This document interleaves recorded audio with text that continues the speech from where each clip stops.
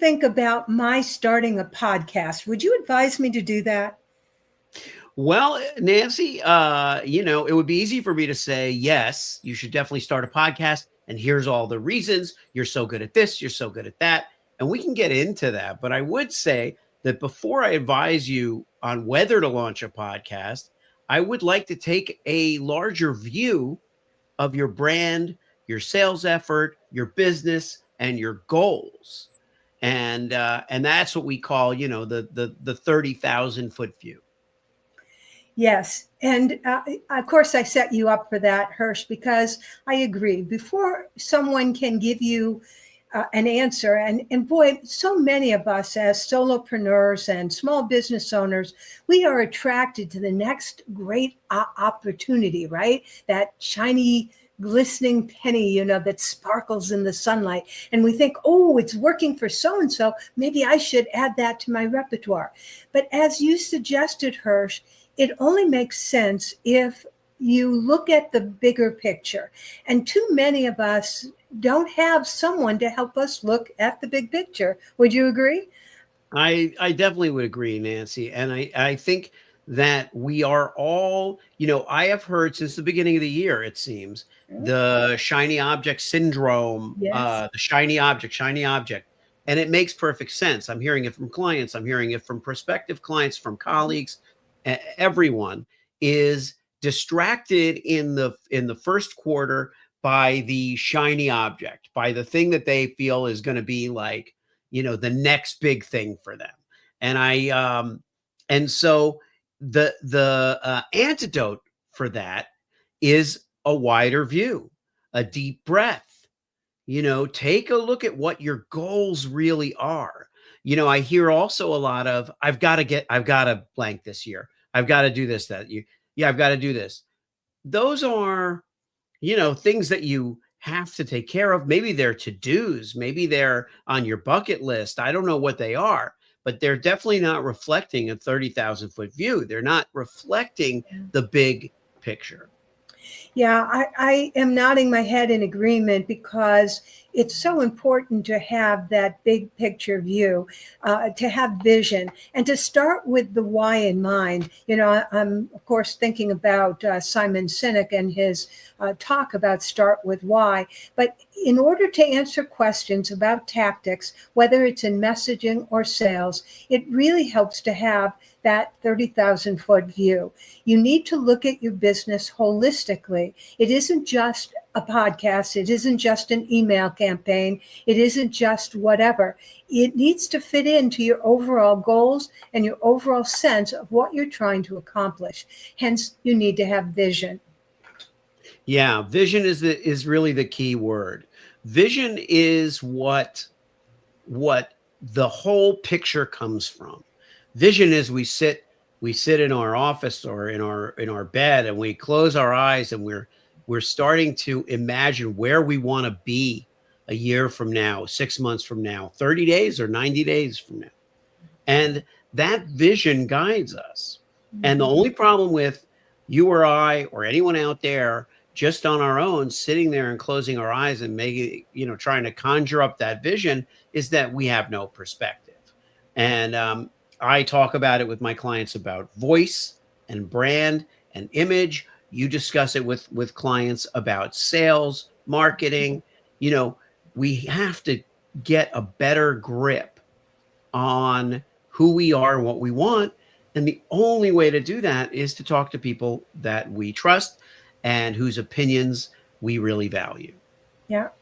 So taking a 30,000 foot view about brand, for example, what are some of the tips or suggestions you'd have so that I can take that higher plane look at my business?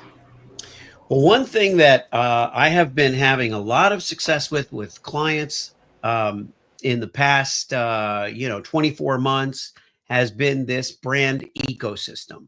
I'm a very big advocate of laying everything out in a kind of a dynamic and organized flow chart that is pretty much everything in your universe. And a podcast is a great example. So what is your podcast? What is your podcast for? Is it for revenue? Is it to monetize? Is it for thought leadership? Is it a marketing tool? Where does it sit in your universe? How close to your YouTube channel is it? Is it inextricably linked? Is your YouTube channel just about your podcast? If so, what is your YouTube channel for? Is it for monetization and all that? Because I think the shiny objects that float around aren't necessarily things that are just Right. distractions. They're not necessarily irrelevant. But the question is, we are not thinking about how they interlock. Yeah, so much wisdom in what you said, because brand does encompass every one of those marketing tactics. And the reason you and I, of course, work together is because it also encompasses sales. Again, sales to me is just a continuum in the marketing messaging sphere, because we want to generate leads. But once we generate leads, that's where sales needs to step in. And it needs to be in alignment again with your overall arching strategy. When you get an opportunity, how does that fit in to what you're doing overall? Because I have found, Hirsch, that my clients and the services they ask for begin to shape what I actually offer, that it actually has made my business evolve based upon what my clients want, what they ask for, what works best for them. And so, yes, I have a sales system that I teach how to tackle sales conversations, but sales strategy goes above and beyond that. Again, 30,000-foot view, right?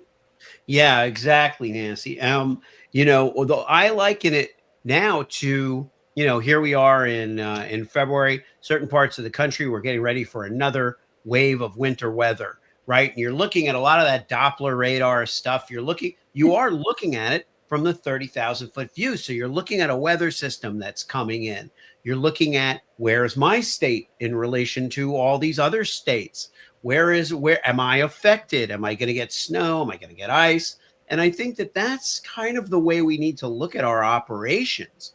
You know, we're not looking at just, what's happening this week. We're looking at all the systems that are moving across our map.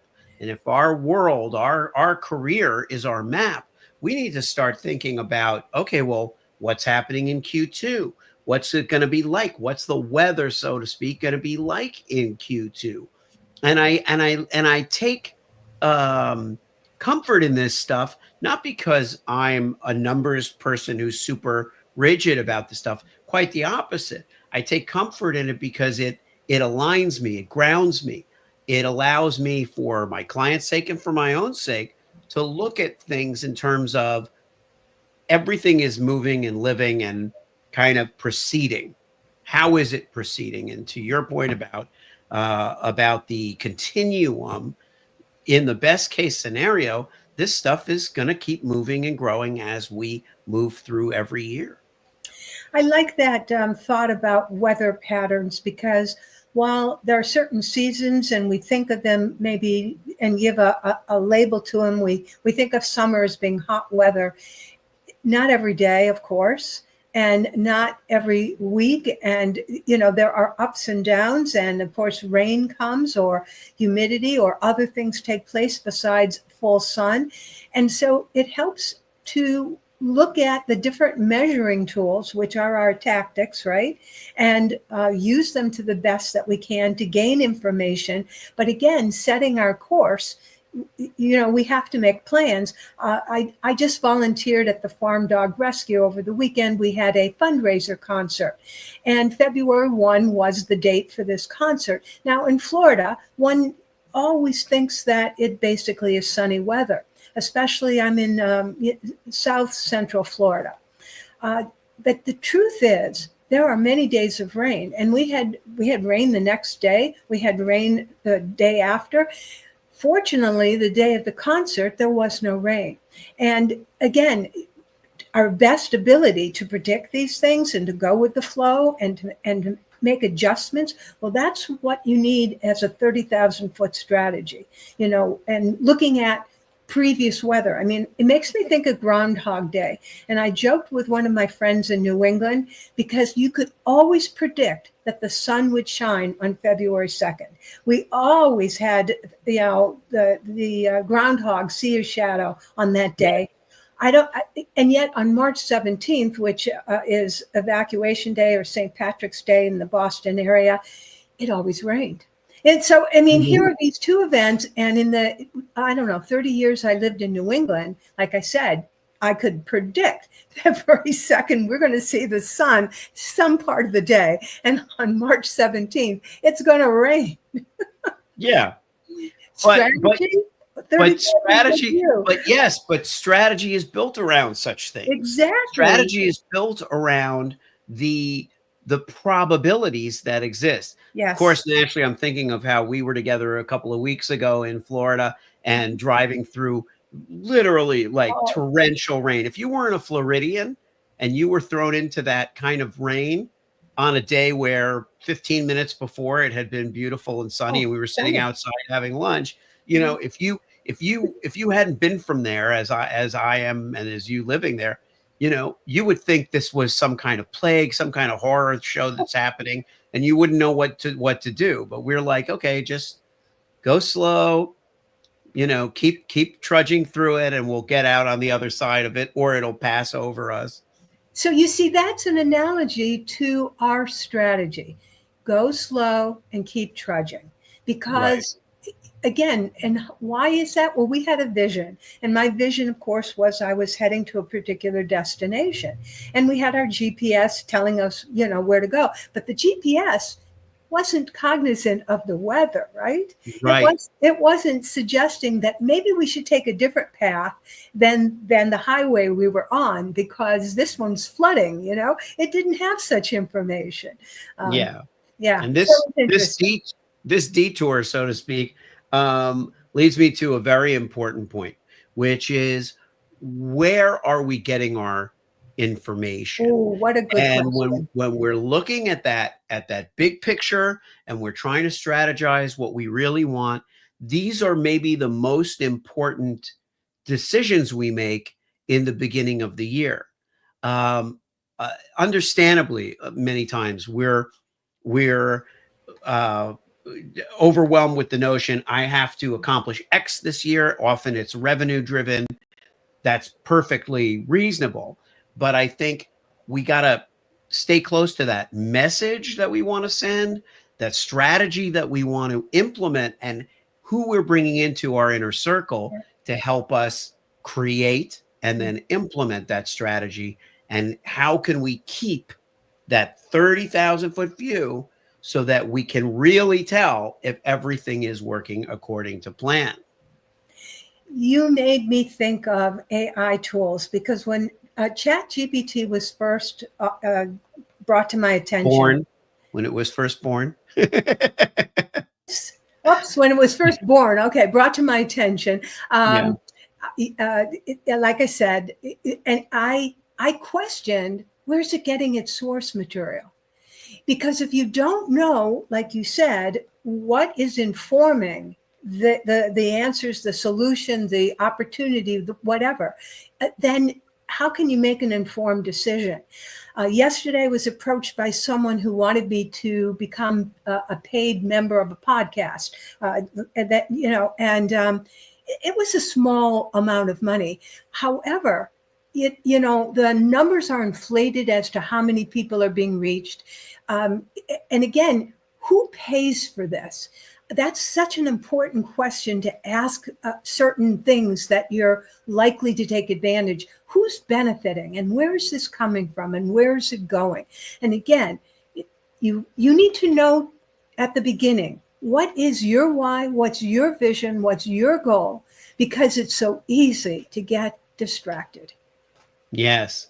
And as a kind of a closing cap on that wonderful analysis that you gave, is that, we have to remember that this view that we're taking, this is our story.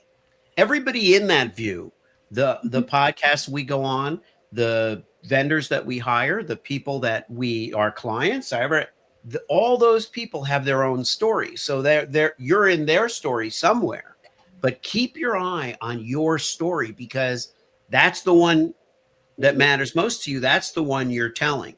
So when you're looking at that 30,000 foot view, you don't care what, firm that you're hiring for whatever, for statistics and all that other, you're not worried about what they want. You're worried about what they're doing for you and how they influence your picture and your goals. Don't let that point of view get shifted. It's easy to get distracted and be influenced, not just by shiny objects, but by other agendas. So setting that really clear agenda now is super important. Oh, amen. So I hope this has been a lively discussion that's provoked some ideas in your head about your 30,000 foot view. Of course, you can knock on our door if you want more of this, because we're ready. As you can tell, we're ramped up and ready to help you with your 30,000 foot view. And with that, this is Dr. Nancy Zaire, to your sales success, sales whisperer, and Hirsch Ratpoon, your personal